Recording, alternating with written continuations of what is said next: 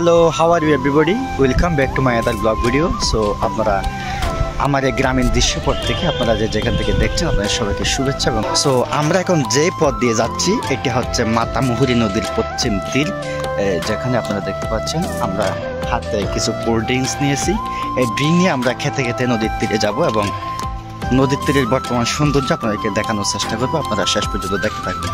আমার কাছে সবচেয়ে বেশি যে বিষয়টি ভালো লাগে, আমরা তো সব সময় গ্রামীণ অঞ্চলে আসা হয় না আমাদের, এবং এসে যা দেখি বিভিন্ন সবজির চাষ, যে চাষ দেখে মনটা ভরে যায় যে আমরা বাংলাদেশের মানুষ বলে গ্রামে গঞ্জে যে সবজি চাষ হয় এই চাষ দেখে আসলে ভালো লাগে। একটি অনুভূতির বিষয়, অনুপ্রেরণার বিষয়। রিয়াজ ভাই, কোথায় যাচ্ছি আমরা? তো এই জায়গায় আপনি আগে কখনো আসছেন নি? আগে কখনো আসছেন আপনি এই জায়গায় নাকি এখনো আসা হয়নি, এই প্রথমবার আসলাম। আচ্ছা দেখি, গ্রামীণ সৌন্দর্য উপভোগ করি। আচ্ছা আমরা আজকে কি দেখতে পারি দেখি। খুব সুন্দর, তাই না? এগুলা কি গাছ? ওয়াও, অসাধারণ। এই যে আমরা নদীর পাড়ে চলে আসছি, আসলে খুব সুন্দর না? এখানে নৌকা দিয়ে জেলেরা মাছ ধরতেছে। নৌকার কি অবস্থা, নৌকাটা ডুবে যাচ্ছে, দেখার কেউ নাই। এটা কার নৌকা জানি না, একদম মানে পানি ঢুকে আটকে আছে। পুরাতন মনে হয় না, জরাজীর্ণ।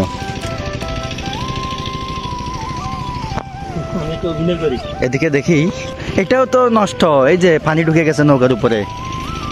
কিরে, এখানে মানুষজন নাই মনে হয়।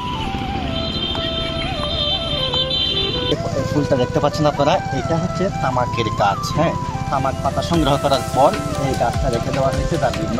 এই ফুলগুলা যেহেতু সংগ্রহ করতে পারে, এই ফুল থেকে বীজ নেওয়া হবে এবং বীজগুলো পরবর্তীতে আগামী বছর আবার রোপণ করা হবে। এটা হচ্ছে তামাকের গাছ। যদিও তামাকটা একটা নিষিদ্ধ গাছ।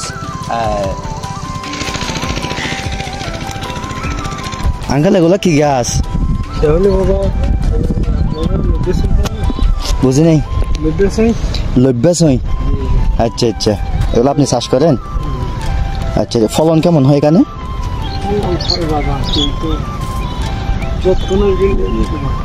আচ্ছা আচ্ছা, আপনারা লাভের দেখা পাননি? না, এখন তো লাভ আজও, কিন্তু এবছর লস থাকবে। এবছর লস থাকবে না? ওহো, আসলে দুঃখজনক। লস থাকবে তো কি জন্য। তবে এখানে একটি গুরুত্বপূর্ণ তথ্য আপনাদেরকে শেয়ার করি, সেটি হচ্ছে আমরা যখন এই যে নদীর কিনার দিয়ে হাঁটছিলাম, তবে এরপর দিয়ে এমন কিছু গুরুত্বপূর্ণ ঔষধি গাছ আসলে আমরা দেখতে পেয়েছি যা সচরাচর কোথাও দেখা যায় না। এই গাছটা আসলে কি আমাদের কি উপকারে আসে? এই যে কিছু গাছ দেখা যাচ্ছে যেগুলো ঔষধি গুণ সম্পন্ন, যাকে আমরা হাতি সুর বলে চিনে থাকি। এটা এক বর্ষজীবী আগাছা উদ্ভিদ বলে অনেকেই চিনে থাকেন।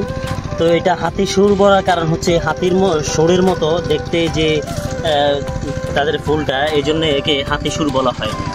এর বৈজ্ঞানিক নাম হচ্ছে হেলিট্রোপিয়াম ইন্ডিকা। তো এই হাতি সুরটা মূলত আমরা বিভিন্ন ঔষধি কাজে ব্যবহার করে থাকি। যদি কোনো পোকামাকড় আমাদেরকে ধ্বংসন করে, কামড়ায়, তখন এর পাতা আমরা বেটে যখন আঘাতের স্থানে লাগাই, তবেও এটা ব্যবহার করা হয়। ওকে, ধন্যবাদ রিয়াজ ভাইকে, অসংখ্য ধন্যবাদ। আমাদের অতি পরিচিত ভেষজ উদ্ভিদ দুধিয়া বা হাজারদানা বলা হয়। দেখতে পেলাম যে আসলে এটাকে বৈজ্ঞানিক ভাষায় বলা হয় ইউফোবিয়া হিড্রা। তো এটাতে মূলত অনেকগুলো দানা থাকায় একে হাজার দানা বলা হয়। এই যে দেখতে পাচ্ছেন। আর দুধিয়া বলা হয়, এটা আপনার ভাঙার পরে যে দুধের মতো যে কষটা বাইর হয়, এই জন্য এর নাম বলা হয়েছে দুধিয়া। তো এটা আমাদের ইউনানি আয়ুর্বেদিক মেডিকেল আমাদের ওষুধ তৈরিতে এটা প্রচুর ব্যবহার করা হয়। মূলত এটাকে অ্যাজমা প্ল্যান্টও বলা হয়। এটা অ্যাজমার জন্য খুবই চমৎকার কাজ করে। তাছাড়া এটা বিভিন্ন আমাশয়, আমাদের দেহে বিভিন্ন রোগ যেমন আমাশয় কিংবা তার ব্রঙ্কাইটিসের মতো যে সমস্ত রোগগুলা, এগুলোর মধ্যে ব্যবহার করা হয়। এমনকি ইনফার্টিলিটি রোগেও এই ভেষজটা ব্যবহার করা হয়। মূলত এই ভেষজটি ইনসোমনিয়া এবং অনিদ্রা দূর করে। আমাদের যে এগুলা নির্দিষ্ট মাত্রায় সেবন করতে হয়।